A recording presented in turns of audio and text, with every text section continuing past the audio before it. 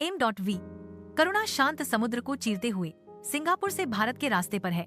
यात्री शांत मौसम का आनंद लेते हुए डेक पर इत्मीनान से टहल रहे हैं। नाविक अपने काम में व्यस्त हैं, यह सुनिश्चित करते हुए कि जहाज की यात्रा सुगम हो। रेडियो ऑपरेटर संदेश भेजता है, सामान्य स्थिति बनाए रखता है। समुद्र काले बादलों के मिलने से एक तूफानी क्रोध में बदल जाता है, जो प्रकृति के प्रकोप का संकेत देता है। जहाज तूफान की निर्दयी पकड़ में फंसा हुआ है, ऊंची लहरों से जूझ रहा है जो इसे निगलने की धमकी दे रही हैं। मंद टिमटिमाती रोशनी में रेडियो ऑपरेटर बेतहाशा काम करता है। उसके हाथ कांप रहे हैं क्योंकि वह एक संकट संकेत भेजता है।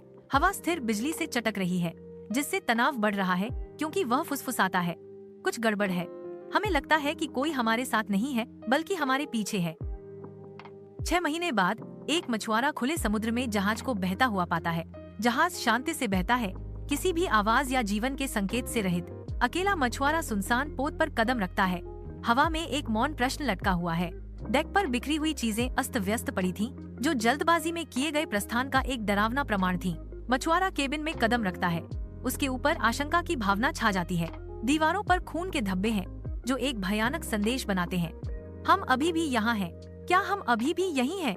वह फुसफुसाता है, उसकी आवाज अविश्वास से कांप रही है। आतंक से अभिभूत होकर वह मुड़ता है और बाहर की ओर भाग जाता है।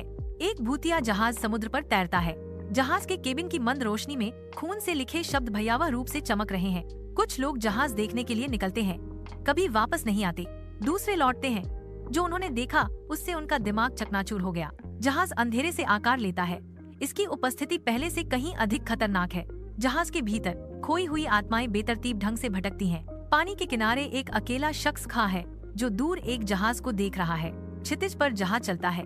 विशाल विस्तार में एक मौन इशारा, एक गहरा संबंध अंदर ही अंदर उमड़ता है। मुझे जहाज अपनी ओर बुलाता हुआ महसूस हो रहा है। रात के अंधेरे से एक गहरा आकार उभरता है, जो पास आते ही भा होता जाता है। वह व्यक्ति अंधेरे में गायब हो जाता है। जहाज समुद्र पर तैरता है। इसकी उपस्थिति अशुभ है। यह और भी ज्यादा भूखा लग रहा है। एक जहाज दूर तक रवाना होता है, जिसकी सिलहूट रात में फीकी पड़ जाती है। उसने वादा किया कि वह लौटेगा।